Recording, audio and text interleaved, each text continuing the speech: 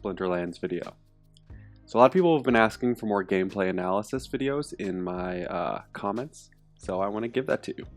And today I'm going to focus around 3 of the new reward cards. They're all pretty niche cards and they all have their specific uses, but they're really powerful in those specific uses. So I just wanted to show you 3 of those, 3 of them, 4 battles. Vulguini, I'll show you 2 different battles because I think there's 2 sort of specific use cases for him. But before I get into that, if you enjoy the content, it would be awesome if you can like and subscribe. Getting super close to the 1,000. Gonna do some sort of big giveaway. Right now I'm leaning towards maybe a gold foil lava launcher. Yeah, I don't know yet. I'll do something big once we hit that 1,000 mark that we're pushing towards. So you definitely want to be here before that. But yeah, let's get into the video. So first we're going to start here with Venator Kinjo. So here I'm at the top, I'm Kelia. See the rule set, no healing with blast.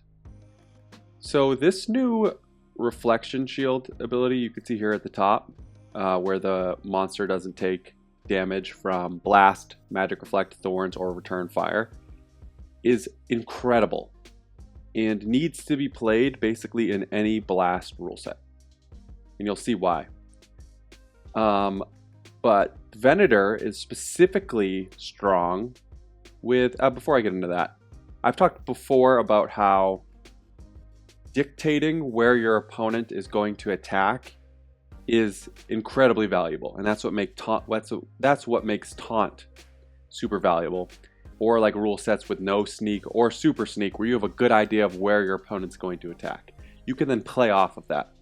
That's why I love taunt monsters, and that's why Wave Brood, I got him fully leveled up. And I realized Venator also has Amplify, right? So has some other abilities here. He's not just a reflection shield monster. These 2 together in a blast rule set are incredible.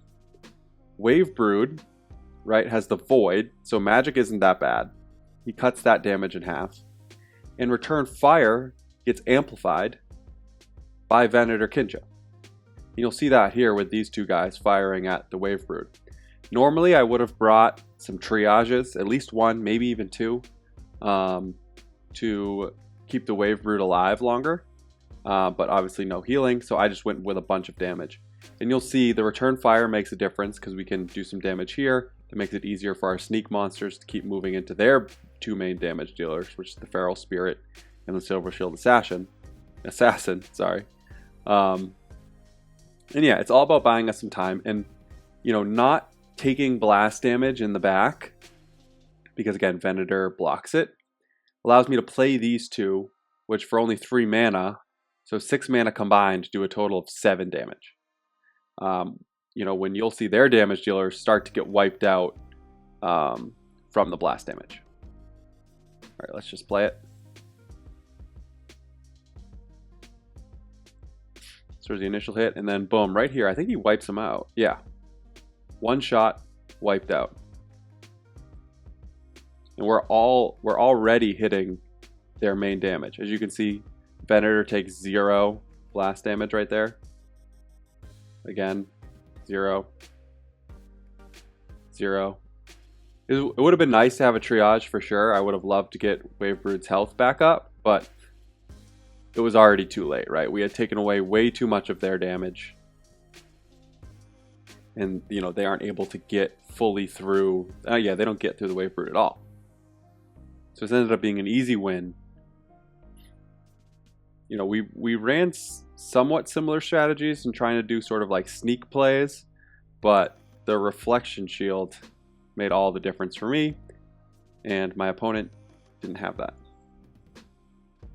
So now we're going to go to the Vampiric Blossom, and this one's really fun because, to be honest, it's basically it's a little tricky because in mid-July, we're going to switch to the modern wild format. So this will be less viable, you know, in wild. I think it'll still have some good use cases to counter Llama, which you see basically in any high-level poison battle, you're going to have a good chance of seeing a llama for multiple reasons. One, the cleanse, and two, at the end with the last stand, if someone has heal, you know, they're an extremely powerful monster. And right now, before we get to the Modern Wild format, one play you see, which is what my opponent is going for, is Gelatinous Cube Llama. Because oftentimes the cube is going to get to like 30 plus health and will be healing for, you know, 10, 11, I've even seen 12, I believe, at one point, healing. Which is nearly impossible to get through. Specifically, you know, when it has the void. So, and you can't, right, you can't afflict it, you can't re-poison it, it'll just keep getting cleansed and keep healing for 12. So generally, once the cube gets in front in a poison match, it's game over. Once it has last stand. But not anymore. Vampiric Blossom is specifically designed to counter this play. And it'll still be relevant because of the death blow and the immunity. So if you know a poison llama is coming up, and he's only 5 mana, so he's easy to fit in. But if you know a poison llama match is coming up, you're able to take this immunity to your advantage. And as long as you survive up front, and this guy keeps firing in the back, you'll be in a situation to do a lot of damage to their front line, even if they do have an attack and Oppress doesn't trigger. You'll still have that death blow for the 2 times damage. And the immunity is key, right? Because there are other death blow monsters, but in this rule set specifically, why it's hard to counter is because they die to poison, right? Where that's not the case with the Vampiric Blossom. He's going to survive. And you'll see here, when you do get sort of the last stand, if you do get last stand with a monster with no attack and the Oppress kicks in, you're going to see some massive amounts of damage, which is exactly what you're going to see here. Let's just play it. So I sort of knew this was coming, which is why I set it up. You know, we put out a lot of like similar monsters. I don't remember exactly how far this one goes. So even there, the Oppress kicks in.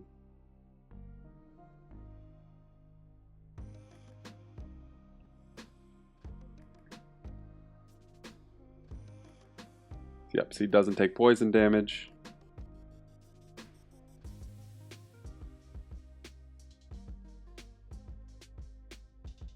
You know, I like what the team is doing in the sense of like putting in cards that fit a certain niche, right? Or can take something OP that's off the table. And to me, this is what this card does. It takes something that is OP, potentially off the table, right? If you're going to run this strategy, you just have to be aware that there is now a counter, right? Like there is something your opponent can do to take you out of that strategy. And that's to play the Vampiric Blossom. This game's obviously going to take a little bit of time just because we both have Llama, we both have some heals. Or some monsters that can heal themselves in my case.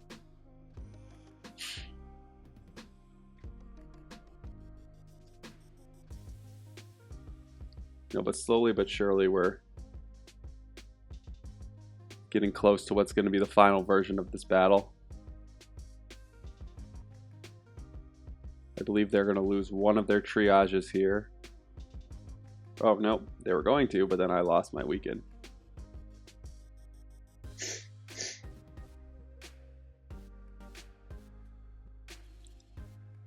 I'm going to put this up to 3 speed because I actually don't even remember how long this battle is. It might be one of those that takes a really long time, and I think it's going to be. They don't know if we're going to be able to... Oh, they're going to start losing some backline monsters. Okay. But you get the gist of this for now. I'll slow it back down once it gets closer to what the point of Vampiric Blossom is. Yeah, so the game putting in some like fun niche cards I like. And then their willingness to sort of put something out to counter something that's OP directly, right? They're not doing it by trying to create other OP strategies. They're doing it to counter what's currently OP via new cards and abilities. And you know, because you never want a situation where if a certain rule set comes up, you need specific types of cards to win all the time, right? Like in specific rule sets, if you have Llama Cube, like Poison, you know, honestly, the smaller the mana, the better. It was almost impossible to beat. So they needed to do something about it, and I'm glad they were willing to do it. All right, I'm gonna slow it down now because we're gonna see. So now here's where the tricky part comes in, right? Because we're talking about a cube that has, I don't know how much damage it has right now, but over 30 damage.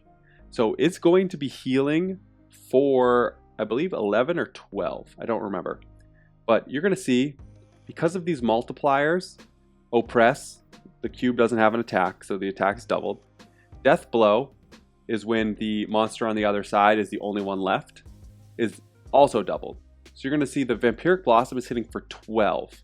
So the 12 plus the 3 from the Earth Elemental is enough to wear down the cube slowly over time. So he's actually at 34, so he's going to heal for 11. So here we go. Here's the first one. So you see the 12. I'm going to speed it back up now because it is still going to take a while because it heals for 11. So by itself right now, it would take a while, but the Vampiric Blossom could do this by itself.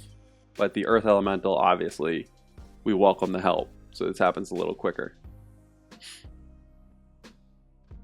But yeah, very niche specific card, but fantastic. And can, you know, win you games when you know your opponent's going to spam something like this. Alright, that was a longish game. These next two games are going to be a bit quicker, and they're about Vulguini. I don't know if I'm pronouncing that right. So the reason why I'm showing you two battles is, you know, I think there's a couple specific uses for him. I think he's a little more broader in use than the other two monsters I showed, right? Like Venator is very specifically for me a blast monster play, and Vampiric Blossom is basically only when I expect a llama play for my opponent, which happens a lot in poison rule sets specifically. But Vulguini, there's a couple plays. So this first one here, I'm only going to show two battles with him. This first one here is no sneak, right? So another situation where I know where they're firing. And, you know, I have the Shield Bearer up here, which is obviously a fantastic card. But they brought some magic. So that's how you counter the Shield Bearer, right? You can go right underneath that shield, right into the health. And the blast actually is going to make me waste my Resurrects on the Soul Fiend, which plays a little bit to my advantage because of the scavenge that Vulguini has. So he's going to gain up some health. But I wanted to this battle is to show you that Vulguini can be a pretty good off tank, specifically when you know he's not going to be targeted right away. So again, dictating where your opponent fires, you know that if they were to bring an opportunity, or they couldn't bring snipe in this rule set, which is part of the reason why I put him here. But I knew their opportunity monsters, if they brought any, would hit my Shield Bearer. And so he would be protected and would be able to scavenge up some health before he would eventually have to move into the front line and operate as my main tank. And you have to remember too, he's only 2 mana. So when you're coming down in these like small, low to mid mana games and you're like, ooh, I don't know what to toss in there, even though he can't attack from back lines except for specific rule sets, he's worth tossing back there, having him scavenge up, and then he gets to the front and he has dodge, he has enrage, he becomes really, really difficult to hit, and he actually does a ton of damage. All this for only 2 mana. So I think he's very useful as an off tank, and you'll see. Their magic allows them to eventually get through my Shield Bearer. And Vulguini is going to be extremely important for what I'm trying to do.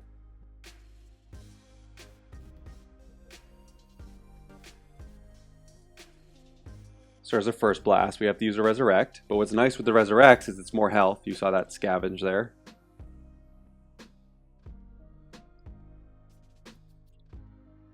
We do an okay job keeping Shield Bearer alive. with the heal, but the magic damage is ultimately going to be too much.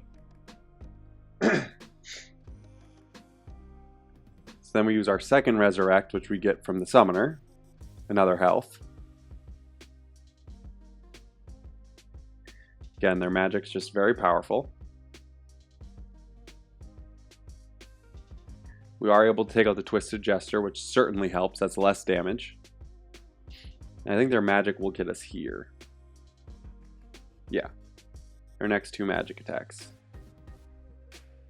So between the Resurrects, between the monsters we've eliminated on their side and the monsters they've eliminated on our side, and have it pause it here, I now have a card who is sitting on my back line, not attacking, not doing anything, but then slides up to the front, has 3 attack, 4 speed, 10 health. Obviously has the 2 shield from the protect. So this does a couple things, right? So I have a backline heal. This card now has a lot of health that I'm able to heal up. And when he gets damaged, he goes enraged and has a much bigger attack. So I almost have a second full tank that's, doesn't start as a full tank because of the low health. But now, by the time it rolls up to the front, this is a legitimate tank here for 2 mana. If this was the card, right, if you take away the scavenge and you just had 3 attack, 3 speed, 10 health, that's probably like a 4, 5, 6 mana card, right? Especially dodge. You now have that in a 2 mana card that's sitting at the front. So let this play out. Actually misses the first one. But there's the Enrage. Has a ton of health, gets healed up, and is able to just do a bunch of damage. Yeah, see, they get him down to 1 health, but able to heal. And at this point, they just don't have enough damage. And Vulguini was able to do his thing. So I won this game because I put in Vulguini as an off tank. Once I got through the shield bearer, generally if you do a shield bearer strategy and they get through the shield bearer that quickly, you're in some trouble. But Vulguini allowed me to have a nice secondary tank where I could continue putting out some damage. And this is the more the stereotypical rule set you'll see Vulguini used in. The melee can attack from anywhere, or super sneak, or opportunity. That's sort of the clear, obvious play for him, right? But I wanted to show you this one specifically because of the poison. Normally, you don't want to play 4 mana cards in poison that have no immunity or no healing. But again, I'm talking about someone where I had 2 mana left. So it's not like a super mission critical card, right? That's my Shield Bearer, my Corrales, and my Sacred Unicorn. Oh, and by the way, we're playing Kitty, right? So we're actually going to beat a Kitty here. I know a lot of people think it's impossible, but it can be done. But I was like, you know what? If he gets a couple turns of him, ticked off, enraged, hitting 5 to the front line, that could be incredibly useful for me. And who knows? Maybe we'll eliminate some monsters and he'll get a 3rd or a 4th turn before he gets wiped out by poison. And the other thing is, too, this is specific to my summoner, though, with the triage. If his health were to get up a bit, he would have a meaningful triage that could out-heal the poison. And my other monsters back here have heals, so they won't really need triages, and they won't get a ton of triages. So there's a chance that we can triage him alive, while still taking poison damage and still being enraged, and just doing tons of damage to the front line. So we're just going to play this one out.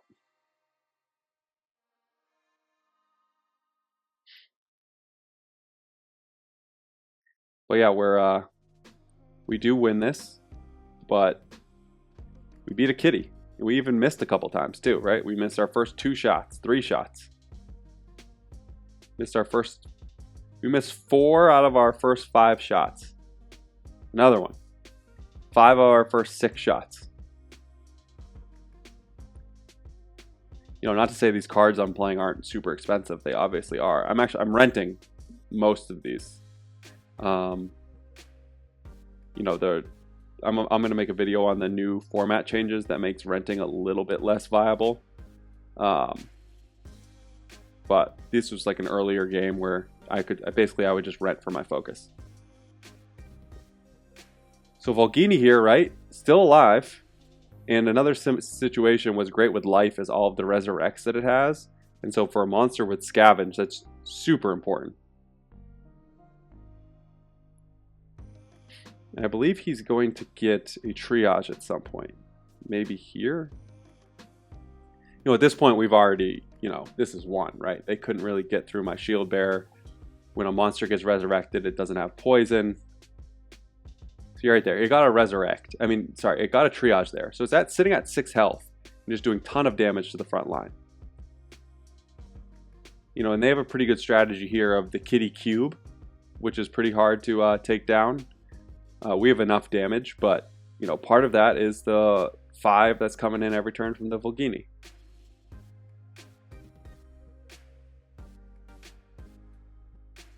I'm gonna just speed this up. So it does take, I think, a little bit of time to get through the cube. Maybe not. Yeah, not really. So we get through the cube because we had enough damage.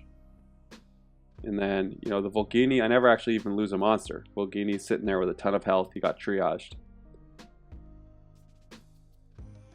You know, so I'm still exploring some of these new reward cards, but I've loved them thus far. You know, there's very specific use cases for a lot of them. They didn't really put in many like carry cards, at least from the ones I've used yet. But they've added a lot to my deck when I've had the opportunity to either level them up myself or rent them and play them. Expect more gameplay content. I know you guys love it. Yeah, and I hope you guys are enjoying, for my American viewers, I hope you're enjoying the July 4th weekend. For my international viewers, I just hope you're enjoying another normal weekend. All right, I'll see you guys around the game. Thanks for being here. Don't forget to like and subscribe.